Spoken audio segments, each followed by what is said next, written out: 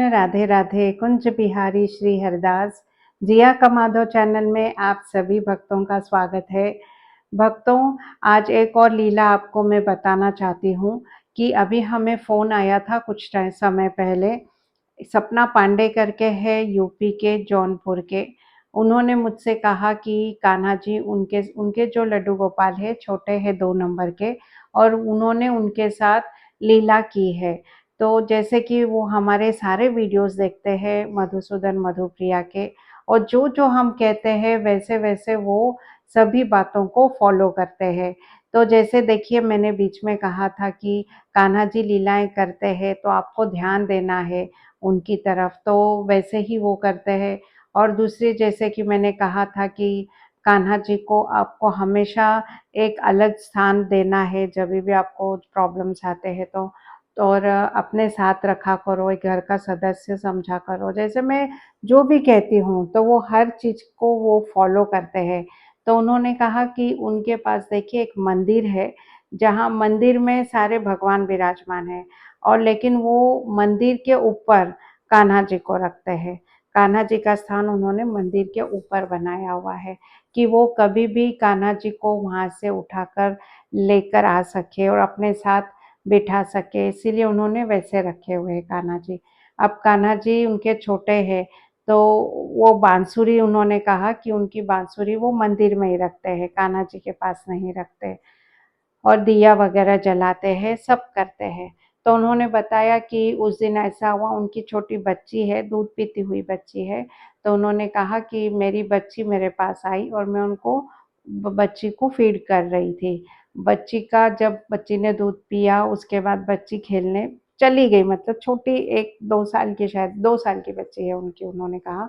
तो वो बच्ची उनकी दादी के पास चली गई। वो ऊपर-नीचे रहते हैं। तो उसने वो फिर थोड़ी देर से नीचे आई, ऊपर से उनका नीचे मंदिर है। तो उसने कहा कि उसने देखा कि उनके जो कान्हा जी मंदिर के ऊपर वो रखते हैं, तो वहाँ से वो उठकर, उनका एक तख्त है, ऐसे तख्त बना हुआ है एक, वहाँ पे वो बैठते हैं, तो वहाँ पे कान्हा जी बैठे हुए हैं। और वो मतलब उसी दिन उनके पति ने वो जो तख्त था उनका, उसको अच्छे से साफ वगैरह करके, सब अच्छे से चेंज करके उसकी बेडशीट सब रखी हुई थी, और वहाँ पे कान्हा जी आराम से विराजमान है। और जैसे अपने फ्रॉक भी ऐसे गोल अच्छे से करके, बहुत अच्छे ढंग तरीके से, मतलब वो बैठे हुए हैं। और दिया भी उनका उधर है, लेकिन बुझा हुआ है दिया। तो ये सब वो देखकर हैरान हो गई कि अरे, कान्हा जी को तो मैंने यहाँ पे लिया ही नहीं आज, वो तो मंदिर के ऊपर रहते हैं, तो वो यहाँ पे कैसे आ गए? तो ये क्या हुआ? तो देखिए, जैसे हमारे कान्हा जी ने लीला की थी कि वो झूले से उतर के नीचे बैठे, तो ऐसे ही उनके कान्हा जी देखिए ऊपर से नीचे आए हैं और वो तख्त पे विराजमान हुए हैं।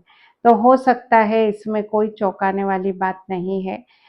हमारे घर के वो सदस्य हैं, उनकी जिधर इच्छा होती है, जिधर बैठने की इच्छा होती है, वो जाते हैं और बैठते हैं। तो ऐसे ही आपके कान्हा जी को शायद इच्छा हुई होगी वहाँ पे बैठने की, तो वो वहाँ पे उतर के जाकर बैठ गए। तो उन्होंने ये कहा तो मुझे बहुत अच्छा लगा, बहुत अच्छी लीला हुई है। उन्होंने हमसे कहा है कि आप मधुसूदन से पूछिए कि ये हमारे साथ कान्हा जी की लीला हुई है क्या? तो देखिए, तो लीला ही है। मैंने उनसे कहा कि कान्हा जी को पूछने का उसमें कुछ यही नहीं है, ये तो लीला ही है। जैसे कान्हा, हमारे कान्हा ने, मधुसूदन ने भी ऐसे ही किया था, झूले से उठ के वो नीचे बैठ गए थे, तो ऐसे ही आपके कान्हा जी भी वहाँ से उठ के वहाँ पे बैठ गए। लेकिन मैंने उनसे पूछा कि आप सच में याद कीजिए कि किसी ने उनको बिठाया या कुछ, तो उसने कहा घर पे तो कोई नहीं था, मेरी तो बेटी बहुत छोटी है, और अगर वो भी बिठाती तो उसके कपड़े जैसे अच्छे से एकदम रखे हुए वैसे नहीं होते, थोड़े ऐसे-वैसे बिखरे हुए रहते। वो तो इतनी होशियार नहीं है, बहुत छोटी है, और उनकी सास भी बिल्कुल हाथ नहीं लगाती। तो इसीलिए जो भी करती हूँ, मैं ही उनका करती हूँ। तो उन्होंने ऐसे कहा। तो देखिए कि इसका मतलब उनके कान्हा जी ही उठकर अपने बेड पे, तख्त पे उनके आ गए थे। अच्छा, साथ-साथ में उनकी एक और हमारे उनके बाद उनकी ननंद का मुझे फ़ोन आया। मतलब ननंद, मतलब उन्होंने कहा वो सगी ननंद नहीं है, उनके चचा बुआ की बेटी है मेरे ख़्याल से, तो लेकिन रिश्ते में ननंद ही है। तो उनका मुझे फ़ोन आया, किंजल पांडे ही सरनेम है उनका। तो उन्होंने कहा कि उनके साथ भी देखिए कैसे हो रहा है घर में, कि उनके भी कान्हा जी है, छोटे लड्डू गोपाल, और साथ में उनके एक प्लास्टिक के कान्हा जी है, छोटे से है, वो प्लास्टिक के हैं। तो वो साथ में ही मंदिर में बैठते हैं।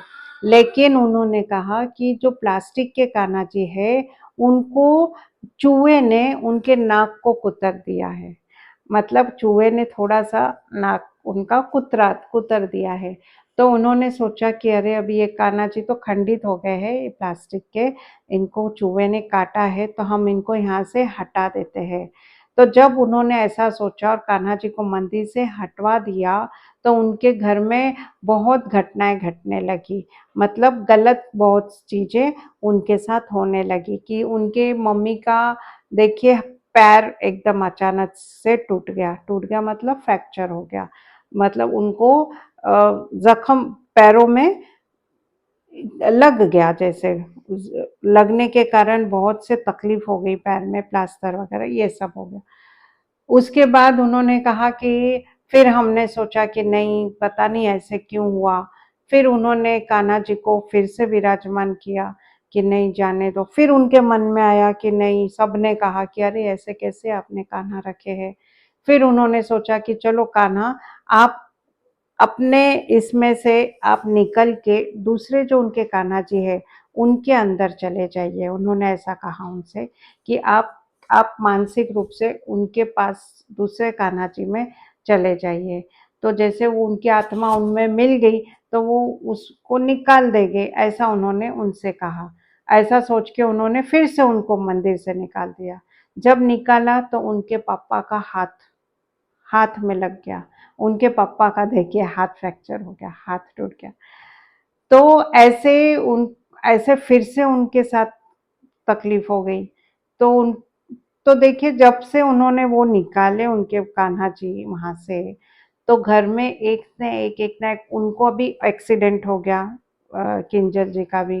तो ऐसे एक ना एक तकलीफ़ें उनके घर में, बीमार-बीमार हो ही रहे, बीमारी आ ही रही है। तब उन्होंने सोचा कि नहीं, ये कान्हा जी को फिर से यहीं पे हम रखते हैं, और उन्होंने अभी उनको रखा है। और उन्होंने मुझे फ़ोन करके पूछा कि हम क्या करें? अभी वो खंडित है, तो हम ऐसे ही रखें क्या उनको?